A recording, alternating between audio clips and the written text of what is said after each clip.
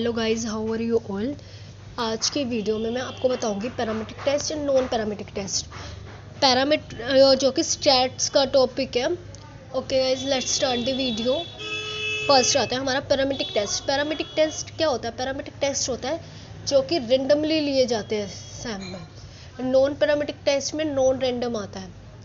Parametric test में क्या होता है? पैरामीट्रिक टेस्ट के अंदर होता है कि जो पॉपुलेशन होती है वो नॉर्मली डिस्ट्रीब्यूटेड होती है। नॉर्मली डिस्ट्रीब्यूटेड का मतलब होता है जो भी पॉपुलेशन का जो मीन निकल के आया और जो सैंपल का मीन निकल के आया। जो पॉपुलेशन का मीन होता है उसको तो हम कहते हैं पैरामीटर। ओके, एंड जो सैंपल का मीन निकल के आता है उसको कहते हैं हम स्टैटिस्टिक्स, कहते हैं सैंपल स्टैटिक।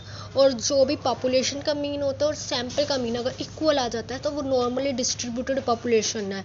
और हमारा और जो पैरामीट्रिक टेस्ट होता है इसके अंदर रहते हैं हमारे T test, F test, Z test. ये सारे हमारे क्या होता है? Parametric test. Non parametric test क्या होता है? नॉन पैरामीट्रिक टेस्ट होता है जो कि होता है नॉन रैंडम। रैंडमली हम इसमें डिस्ट्रीब्यूट नहीं करते, रैंडमली हम सैंपल नहीं लेते इसके अंदर।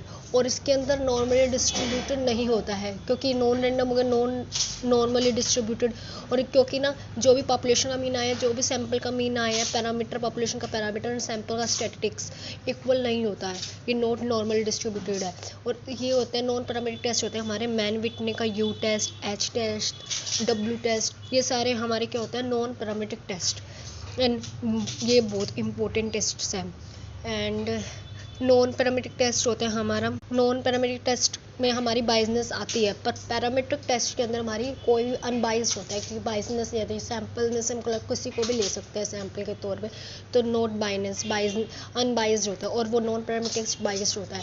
सो हम स्टार्ट करते हैं पैरामीट्रिक टेस्ट से। पैरामीट्रिक टेस्ट में फर्स्ट आता है हमारा टी टेस्ट। टी टेस्ट क्या होता है? टी टेस्ट को हम स्टूडेंट का टी टेस्ट भी कहते हैं।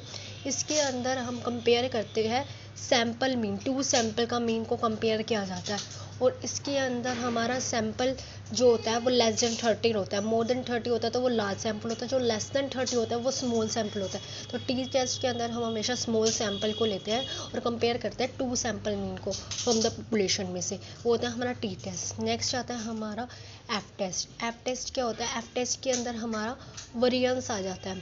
इसके अंदर हम वो टू सैंपल का वेरिएंस को कंपेयर किया जाता है, वेरिएंस को निकाला जाता है। इसके अंदर larger estimate of variance minus smaller estimate of variance. इसके अंदर क्या होता है? एफ टेस्ट के अंदर एक टी टेस्ट के अंदर F test and T test दोनों हमारा पैरामीट्रिक टेस्ट होते हैं। नेक्स्ट आता है हमारा एनोवा टेस्ट। एनोवा के अंदर more than two sample mean को कंपेयर किया जाता है और इसके अंदर भी वेरिएंस आता है। एनोवा को कहते हैं एनालिसिस ऑफ वेरिएंस। नेक्स्ट आता है हमारा जेड टेस्ट। जेड टेस्ट हमारा लार्ज